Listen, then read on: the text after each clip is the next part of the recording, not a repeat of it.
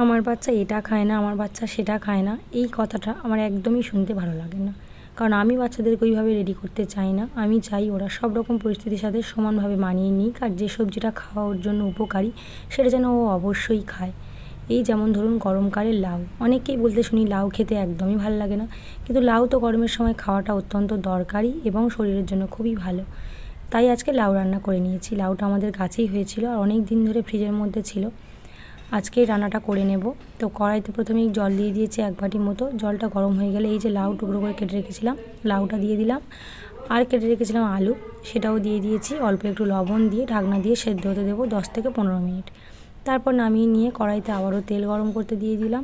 তেলটা ভালো করে গরম হয়ে গেলে বিশেষ কিছুই লাগে না, অল্প একটু চিংড়ি ছিল বাড়িতে, সেই চিংড়িটুকুই দিয়ে দিয়েছি ভেজে নেওয়ার জন্য। চিংড়ি ছাড়া এটা ডিম দিয়েও করে নেওয়া যায়, ডিমটাকে ভেজে নিয়ে। তাছাড়াও নিরামিষভাবে শুধু জিরে বাটা, আদা বাটা, টমেটো দিয়েও কিন্তু করা যায়, খেতে ভালো লাগে। আজকে করলাম চিংড়ি দিয়ে। চিংড়িটাকে লবণ আর হলুদ দিয়ে ভেজে নিয়েছি।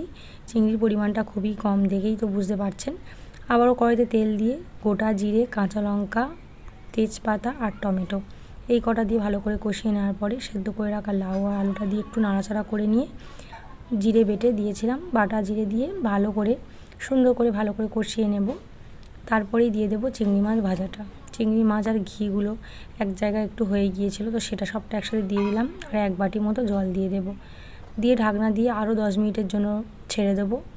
যেহেতু উনুনে করছি, আঁচটা একটু কমই ছিল। তো এইভাবে দিয়ে সুন্দর করে কষিয়ে নেওয়ার পরে রেডি হয়ে যাবে লাউ চিংড়ি একটা সুন্দর তরকারি। দুষ্টু সত্যিই এটা খেতে খুবই পছন্দ করেছে।